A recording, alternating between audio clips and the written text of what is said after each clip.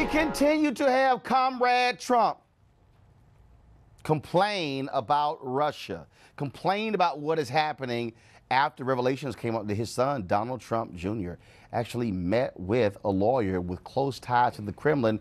Now we also know there was a former Soviet agent in the meeting. Then the lawyer for Donald Trump Jr. goes on television and lies to the public. What does he say? He says, oh, the Secret Service vetted everyone. The Secret Service came back and said, slow down, player. No, he didn't. He wasn't under Secret Service protection. Folks, all of this drama with Russia has paralyzed the Republican Party. Congress also doesn't know what to do with the madness coming out of the White House. You also have the health care bill that has stalled. Now Senator John McCain has had surgery. That's now delayed the vote as well. But then again, you still had Donald Trump running off to his golf course yesterday where they had the U.S. Women's Open. He, though, was met by protesters there as well. He spent the weekend tweeting out all sorts of things, again, complaining about Hillary Clinton's emails, saying, why isn't she in trouble? Yeah, that's right. You're complaining about Hillary as somehow that's on par with your son meeting with people with close ties to the Kremlin. Now, new data. ABC News Washington Post poll gives Trump the lowest 6-month approval rating of any president in the last 70 years. Only 36% of Americans approve of his job performance, down from 6 points from his first 100 days in office. Oh my God, aren't we making America great again? Look at those numbers. Republican lawmakers should pay close attention to these numbers. Half of all Americans want to keep President Barack Obama's Affordable Care Act in place, while just under a quarter support the Republican plan. The cornerstone of the GOP bill calls for big tax cuts for the rich and dramatic cuts in Medicaid, but 63% of Americans say providing coverage to the poor is a priority, while just 27% think tax cuts are important. Big concern, though, for Democrats. Just a third of Americans believe the Democratic Party stands for something, while more than half believe their priority is just to oppose Trump. Then again, you also have the people who forgot that the Republicans, all they did was oppose President Barack Obama. Now, Russia's meddling in the 2016 presidential election has not just hurt the president. It's having a negative impact on the future U.S. elections. According to a survey by the cybersecurity firm Carbon Black, 27%, or about 1 in 4 U.S. voters, say they may not vote in the future elections due to cyber security concerns. And wasn't this the same president who wanted to partner with Russia on cybersecurity? My goodness, folks, there are 218 million registered voters in the U.S. If a quarter of them decide not to take part in the 2018 midterm elections, that would mean over 58 million Americans would not vote. Now, also throw in there the reality that Republicans love voter suppression, and they want to keep more folks from voting as well. The June survey of 5,000 people found 54% of respondents pointed to Russia as the biggest threat to the U.S. election process, followed by the U.S., North Korea, and China. And then if I would say under the U.S., then that's what I would say the Republican Party. 45% believe the midterm elections will be influenced by cyber attacks. Joining us via phone from D.C. is Democratic Congressman Bennie Thompson of Mississippi, the ranking member of the Committee on Homeland Security and co-chair of the new Congressional Task Force on Election Security. Congressman Thompson, when you listen to how people feel about this president, when you look at how cozy he is with Comrade Putin, it is abundantly clear that Republicans in the House and the Senate do not care. What they do care about is holding on to power. Well, good morning, Roland. You're absolutely correct. You know, we tried to make this Congressional Task Force on Election Security bipartisan, but Republicans wouldn't join us. So we didn't have much of a choice. Hold on, 1 second. Are you trying to tell me that you had this the task force and no Republicans wanted to join a task force to deal with election security? Absolutely.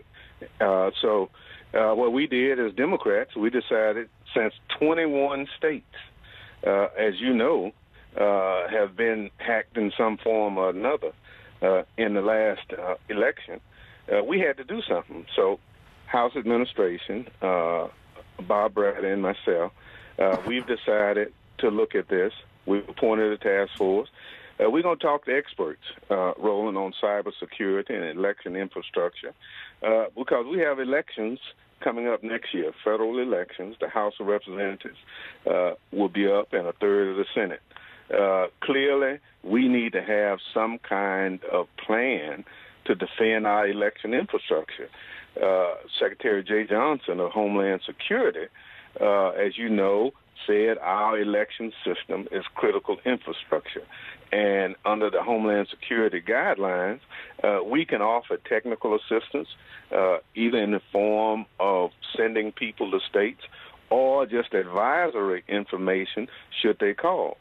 Well, since the Trump administration has been in office, they've just basically pushed that aside and up until recently denied anything went on.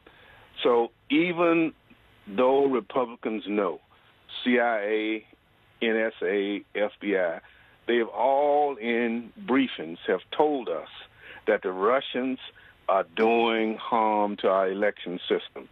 They still refuse to do anything.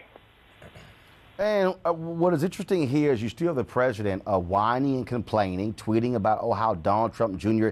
is a great guy, and actually trying to convince the American people that anybody would have taken a meeting with the Russians who had opposition research. How despicable is that?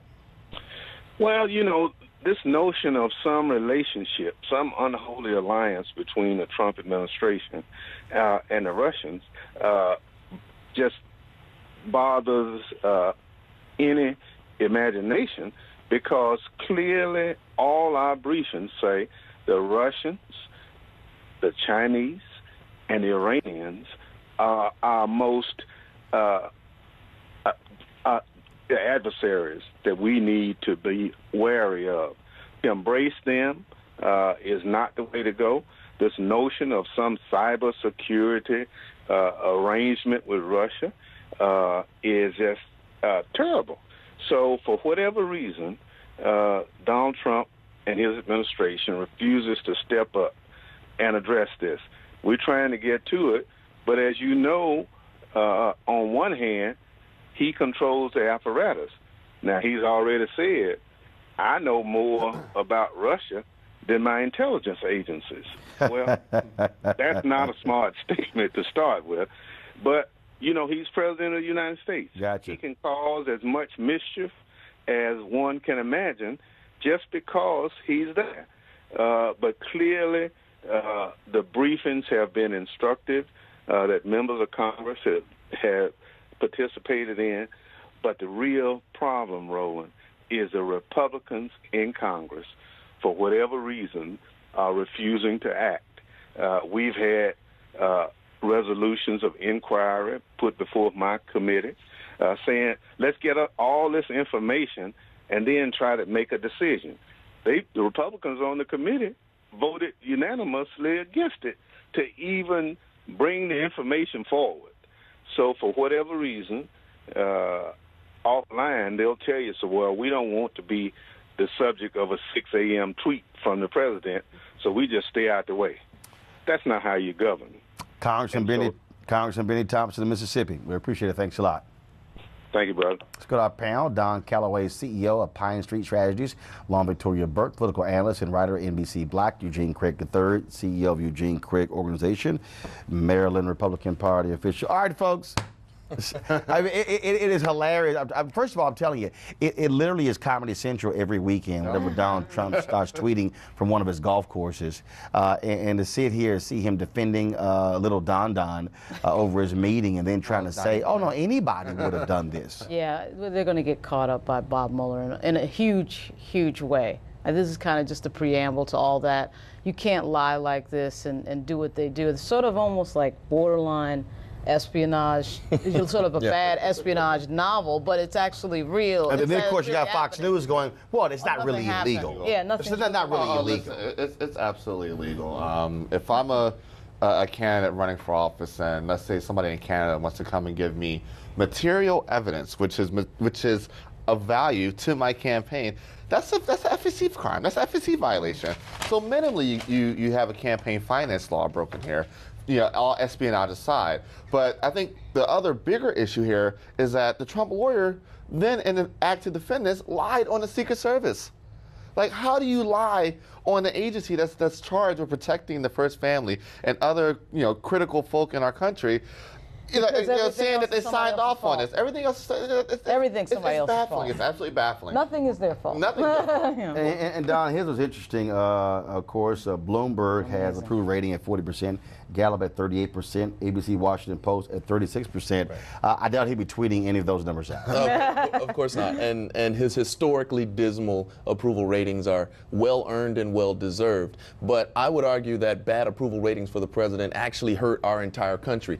All jokes aside and politics aside, it hurts all of us because aside of a lot of his political agenda, which of course we don't want to see achieved, there are real things that needed to get done in this Congress from a bipartisan perspective. We needed infrastructure reform to help fix a lot of our crumbling infrastructure, bridges and roads, particularly in black communities and inner cities. Absolutely. We needed tax reform to help keep our economy competitive globally. And the president is so unpopular that he has no political coattails to push an agenda, good or bad. Particularly Congress is not willing to go with him because he's so toxic. But it's not even coattails.